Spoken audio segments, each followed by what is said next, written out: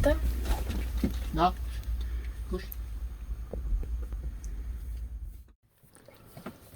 Mais non. Bah si, regarde ce que ça donne quand tu manges avec des animaux à table.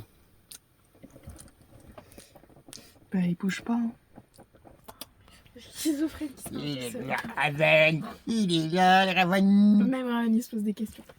Ouais. Bonjour et bienvenue dans cette vidéo.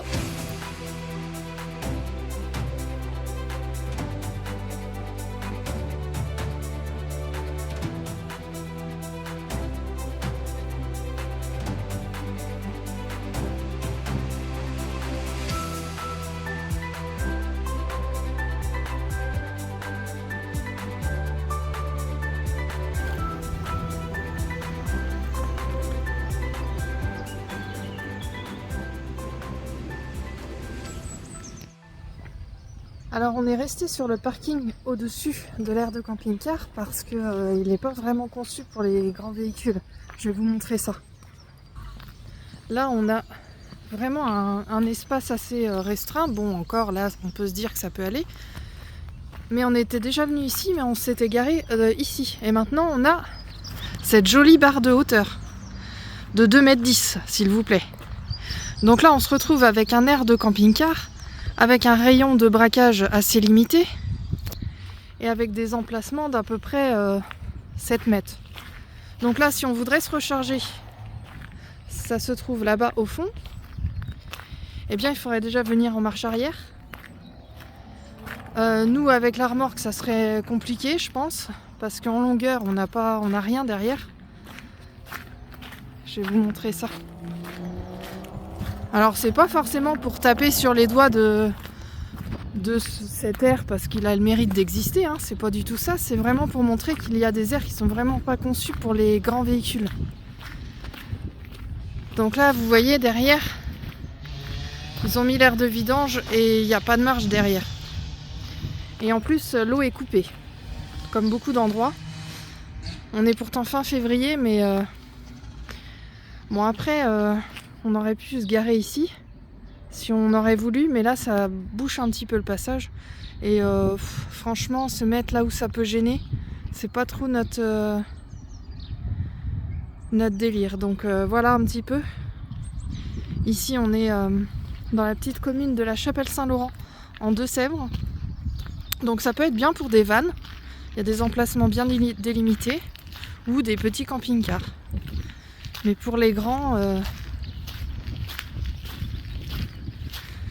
bon, après on aurait pu se tenter mais franchement on le sentait pas, le rayon de braquage c'était un peu limité.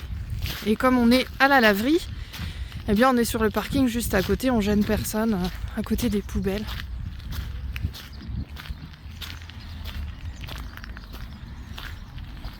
De toute façon je pense qu'il y en a qui ont déjà frotté. Parce que là on le voit. À mon avis,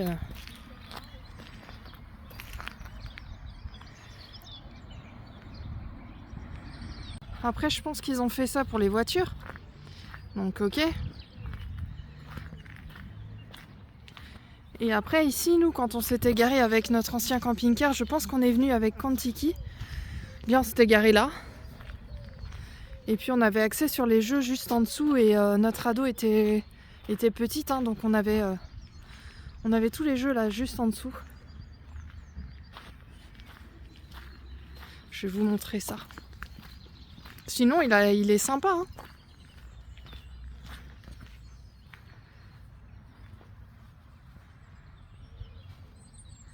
Il y a tout pour bien faire avec des petites tables.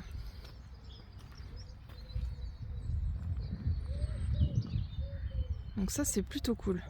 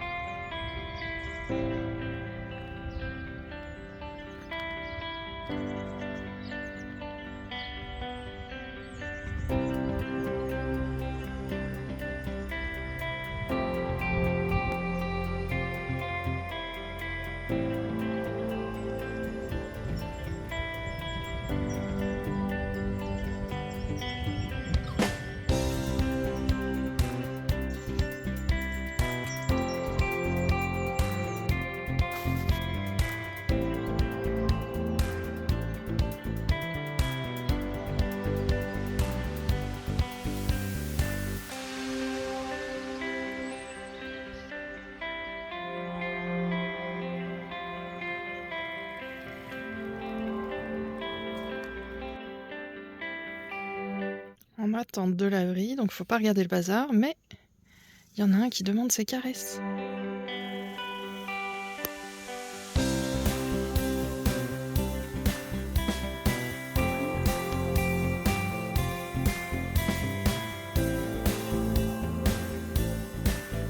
Petit chat. Oui, mignon Garfield. Oui. Je vais arrêter.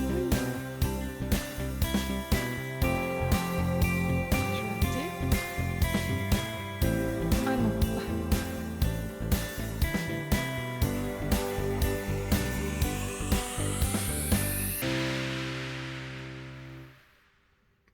Il est un petit peu enrhumé, donc faut que je lui nettoie un petit peu les yeux. Mais pour le moment, c'est moment caresse.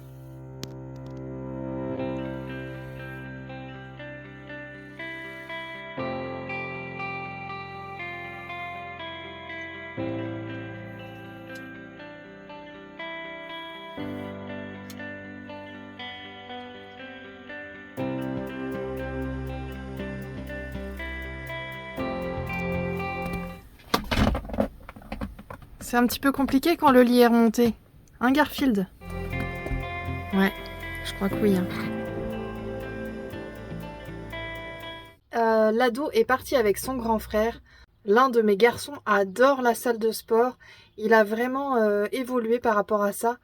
Et ça l'a aidé psychologiquement, mais également physiquement. Hein, forcément, ça travaille les muscles. Et donc, on va voir ça ensemble. Pour vous le faire découvrir également. Tu me vois là? Oui. Alors du coup ici on a toute la partie cardio. Il y a 10 minutes qu'on est en train de... Et du coup il y a quelques machines comme par exemple des tapis, ce qu'il y a plus classique. Il y a des escaliers, il y a des vélos tout ça, mais ça voilà. Et juste derrière il y a des machines qui sont spécialisées pour des groupes musculaires en particulier. C'est super drôle. Donc ici on a toutes les machines de sport, on va dire type machines qui vont spécialiser on va dire dans tous les groupes musculaires. Donc ici par exemple on a beaucoup plus tout ce qui est jambes, à côté on a beaucoup plus tout ce qui est bras, épaules, et puis après de l'autre côté encore on a tout ce qui est dos et pec. Pectoraux. C'est ça. Ah bon. Allez on y va.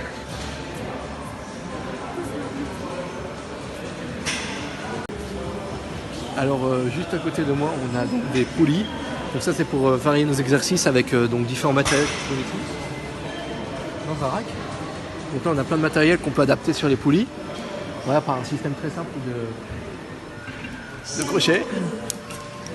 Voilà. Et à côté on a plein de bancs avec du coup des haltères. Oui, il y a des gens pour du coup on va pas... tous les voilà. On va juste par exemple mettre ça avec du coup tous les gens qui veulent travailler aux haltères. Voilà. Donc il y a plein d'exos pour les haltères. Donc ça peut être les bras, le dos, les pecs, tout ça, il y a plein d'exos. Et juste à côté on va partir sur des machines, mais c'est pas des machines autoguidées, on appelle les machines qui étaient derrière nous des machines autoguidées, donc qui sont aidées. Là c'est pas des machines autoguidées, donc c'est juste des barres ou quoi.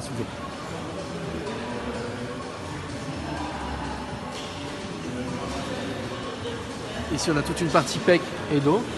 Et au fond on a des cages à squat, on appelle ça, des racks, des cages, où on va pouvoir faire deux mouvements principaux, comme par exemple le SBD ou le squat.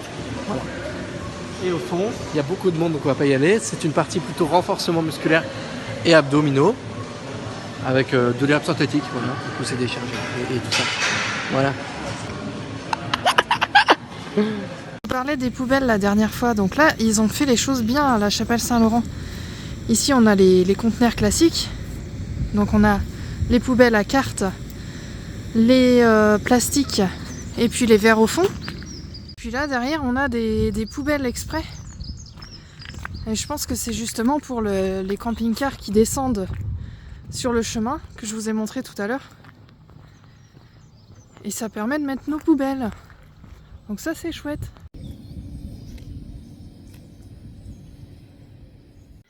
Je voudrais revenir sur l'expérience de l'instruction en famille pour donner mon point de vue, mon sentiment sur mon expérience sur ce sujet-là. Alors je pense que c'est une expérience qui ne peut pas convenir à tous les enfants.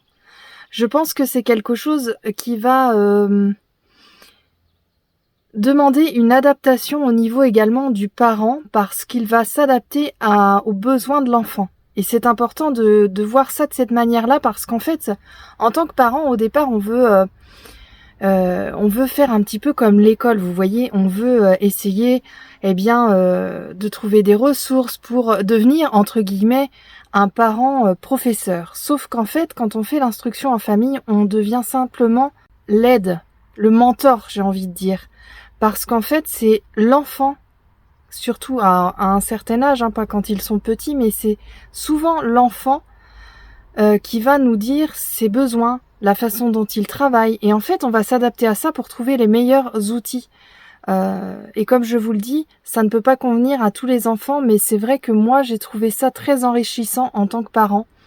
Ça m'a aidé à mieux comprendre chacun de mes enfants, à mieux les connaître aussi, et à savoir un petit peu plus leur goût, leur centre d'intérêt, leur façon de travailler, leurs lacunes sur certaines choses, beaucoup plus que si ils étaient à l'école où finalement on les laisse un petit peu faire à l'école, ils reviennent avec des cours le soir, c'est très chargé au niveau du programme, après ils reviennent avec des cours supplémentaires. Je veux dire, est-ce que nous, en tant qu'individus dans le monde du travail, est-ce qu'on nous demande de ramener du travail chez soi, à part si on est professeur, mais autrement? Est-ce que vous aimeriez travailler, par exemple, je ne sais pas, en tant que caissière dans un grand magasin, et quand vous rentrez chez vous le soir, est-ce que vous aimeriez, refaire du travail supplémentaire chez vous? Vous voyez, ça, j'ai jamais compris ce système-là. Pourquoi l'école est faite ainsi? Ils travaillent déjà 8 heures, ils sont assis sur des chaises assez longtemps pour faire taire, entre guillemets, leur passion, leur hobby. Ils vont se confronter à un monde qui demande à être assis, sachant que ce sont des enfants, qu'ils ont besoin d'expérimenter, qu'ils ont besoin de jouer, de bouger, vous voyez. Et j'ai un petit peu de mal avec ça. Donc là, comme je vous le dis, hein, ça reste mon ressenti, mes propres réflexions en tant que mère par rapport à mes enfants. Donc forcément, j'ai eu cette expérience-là, et pour mes 2 grands qui sont maintenant majeurs, je dois dire que ça m'a vraiment remise en question sur mon mode de fonctionnement en tant que parent qui a été à l'école. J'ai appris justement que finalement, ils peuvent apprendre d'eux-mêmes par rapport à des choses qui leur plaisent dans leur propre vie, et qui peuvent justement beaucoup plus vite apprendre que de leur demander d'apprendre par exemple une table de multiplication par cœur, une poésie par cœur, qui finalement va servir à quoi? Oui, faire travailler leur mémoire, mais on peut faire travailler la mémoire de plein d'autres façons en fait. Et je dois dire que je suis un petit peu déçue de la façon dont maintenant les choses tournent par rapport à cette autorisation d'instruction en famille. Pour ma part, je trouve ça dommage que la France soit rendue dans ce système-là. Mais là encore, ça reste mon point de vue, ma façon de voir les choses. Et comme je vous le dis, si votre enfant s'épanouit parfaitement à l'école, tant mieux. Il y a vraiment aucun souci. Je ne remets pas en cause le fait que ça peut être bien pour certaines personnes, certains enfants, et pour d'autres moins. Et je reviens sur la méthode Charlotte Mason que j'ai vraiment adorée et appréciée. C'est une méthode qui est vraiment très enrichissante et qui fait nous rendre compte qu'un enfant, il n'est pas en dessous de nous. Il n'est pas moins qualifié pour apprendre que nous. Et en mettant des ressources qui sont à notre hauteur, que nous, on pourrait lire, par exemple, comme je vous l'ai montré dans la vidéo, je vous mettrai dans le petit i si vous n'avez pas vu cette vidéo, les ressources que je vous montre dans cette vidéo, elles étaient pour moi des petites pépites. On voyait par exemple certaines personnes célèbres sous un regard d'adulte, mais l'enfant pouvait le voir aussi à travers ces ressources, ces partages au niveau des livres. Donc on prend des livres qui sont à notre hauteur à nous aussi finalement, mais que eux peuvent aussi lire, vous voyez. On ne les met pas avec des petites images, des petits personnages. Je vais prendre un exemple bête, mais par exemple un Bob l'éponge, ou je ne sais pas, vraiment des images qui ne correspondent pas à la vraie vie, vous voyez. Moi, je suis plus dans cette éducation qui est plus à mettre l'enfant à notre hauteur pour bien lui montrer vraiment le monde tel qu'il est. C'est-à-dire que je vais pas imager un cheval qui est sur deux pattes, je vais vraiment montrer un cheval qui est complètement, on va dire, normal, quoi. Comme on peut le voir dans les champs, vous voyez. En fait, c'est ça, c'est ne pas les mettre en dessous, mais vraiment comprendre qu'un enfant, c'est un être humain à part entière, qu'il n'est pas moins doué parce que c'est un enfant, ou qu'il n'est pas, qu'il ne faut pas le mettre, comment dire, le dévaloriser en quelque sorte, c'est un petit peu ça, ou le materner, je sais pas comment vous dire ça avec d'autres mots, mais moi c'est comme ça que je le vois. Et je pense que peu importe l'âge, même à 3 ans, un enfant peut comprendre les choses quand on lui explique calmement, et il est bien plus à même de comprendre les choses et de voir les choses quelquefois que nous en tant qu'adultes. Et moi, ça a été vraiment une vraie révélation de faire l'instruction en famille, de voir que mes enfants en fait m'enseignaient autant que moi je leur enseignais des choses. Et ça a été vraiment très riche. Et chaque enfant est différent, donc avec mon aîné, ça a été une découverte de lui apprendre certaines méthodes, d'essayer certaines choses, d'essayer de rester dans le système, et finalement non.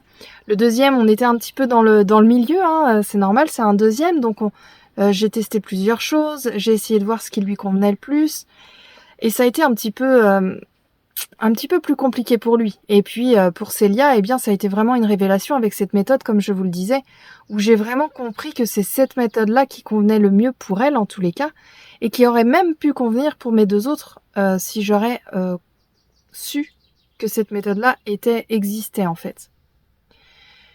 Donc voilà un petit peu pour mon retour là-dessus. J'avais envie de préciser un petit peu mon point de vue. Donc pour moi, je ne regrette rien. Ça a été une vraie expérience.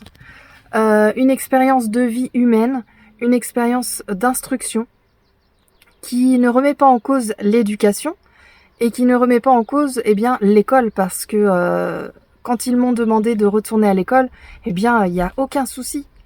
C'est tout à fait normal et ils peuvent également explorer ce monde-là. Il y a pas de souci par rapport à ça.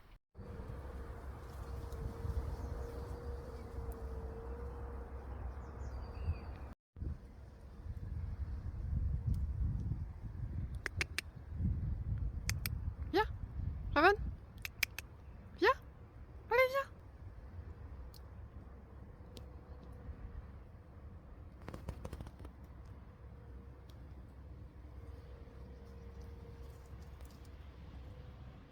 Je vais également revenir sur mon post que j'ai fait sur Instagram et sur Facebook, où je parlais que j'étais neuroatypique.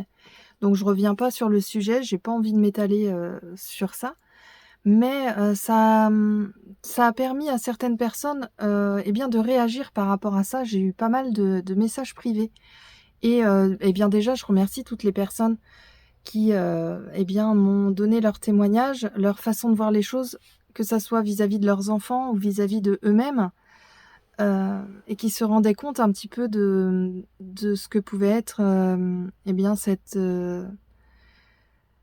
cette façon de vivre qui est un petit peu différente. Et ça ne m'empêche pas de vivre dans un camping-car, même si par moment, c'est vrai que ça peut être compliqué, que par moment, il faut arriver à faire descendre les émotions qui peuvent devenir envahissantes. Mais je dois dire que je suis plutôt bien accompagnée et que j'arrive à gérer à peu près correctement, si je peux dire. Donc, ceux qui regarderaient cette vidéo, qui s'interrogeraient, je vous conseille tout simplement de vous faire diagnostiquer. Ça permet vraiment de mettre des mots sur des choses qui vous paraîtraient bizarres ou qui vous paraîtraient incompréhensibles. Moi, j'ai été très longtemps, vu que j'ai été diagnostiquée assez tard, j'étais très longtemps à me dire je suis vraiment bizarre, je suis moins bien que... toutes ces choses-là qui peuvent ruminer et finalement nous empêcher de nous sentir épanouis.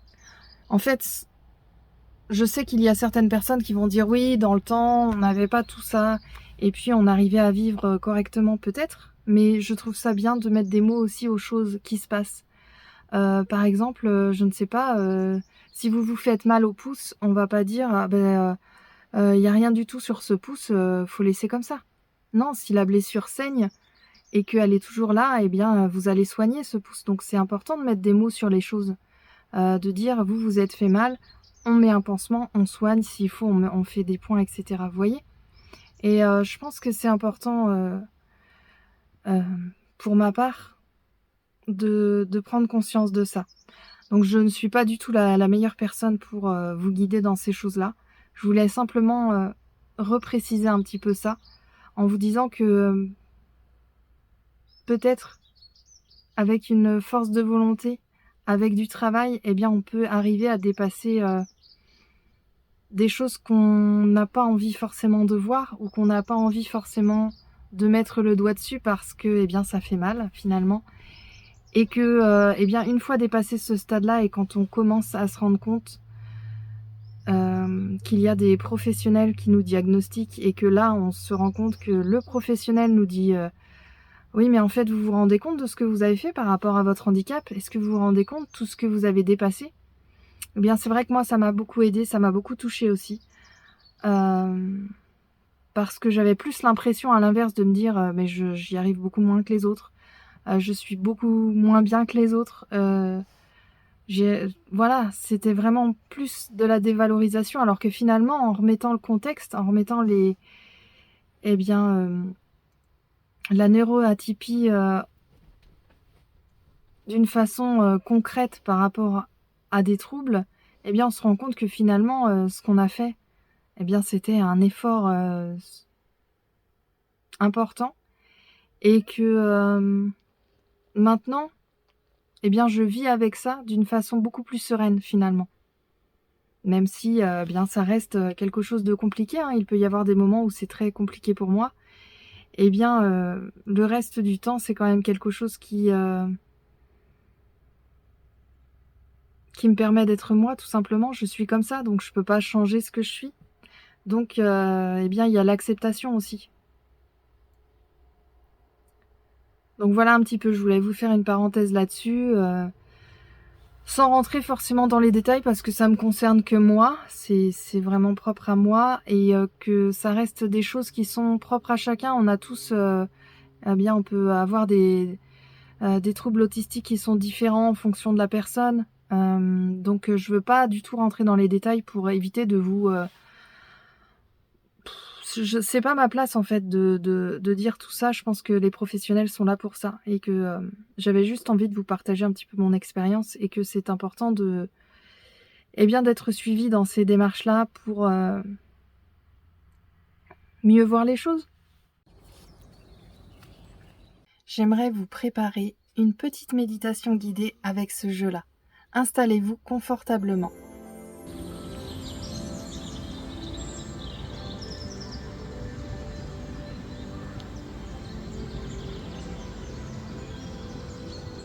Bienvenue dans cette pause sacrée sur Esprit Nomade.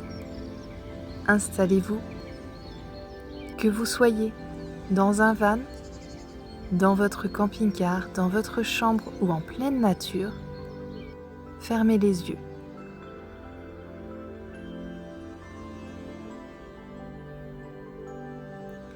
Visualisez la carte du 4 d'épée. Voyez cette sorcière allongée, son chat blotti contre elle. Elle a mis son mental en pause. Faites de même. Prenez une grande inspiration par le nez. Bloquez un instant et expirez par la bouche en relâchant vos épaules. Ressentez le poids de votre corps sur le support. Comme la sorcière sur l'image, vous êtes en sécurité. Rien ne peut vous atteindre ici.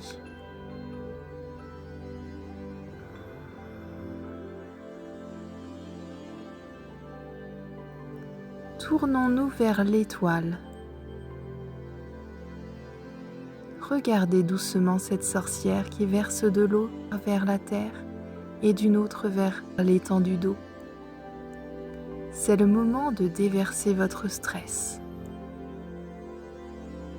Imaginez une lumière bleue, argentée, qui descend du ciel et entre par le sommet de votre tête. Elle circule dans vos bras, votre dos, jusqu'à vos jambes. À chaque fois que la sorcière verse de l'eau, visualisez une tension de votre journée qui s'écoule et se dissout dans le sol. Le stress du travail, laissez-le couler. Les paroles impatientes, laissez-les couler. L'agitation des réseaux sociaux, laissez-la s'en aller.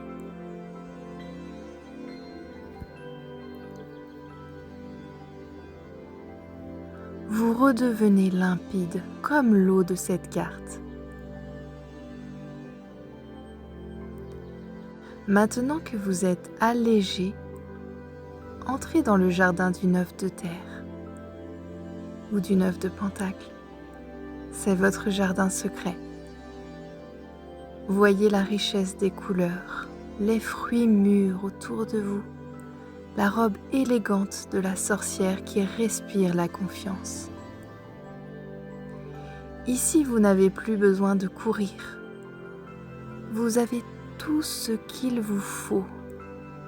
Ressentez cette sensation de gratitude en vous. Vous avez survécu à votre journée. Vous avez accompli ce que vous pouviez. Et cela suffit. Inspirez cette autosuffisance. Vous êtes la gardienne ou le gardien de votre propre paix. Ressentez la chaleur du soleil sur votre peau dans ce jardin que vous avez tant visualisé et imaginé. Savourez ce sentiment de réussite tranquille.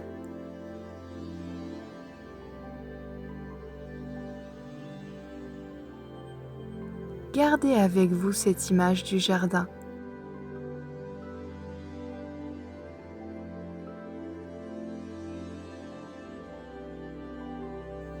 Et la protection du 4 d'épée.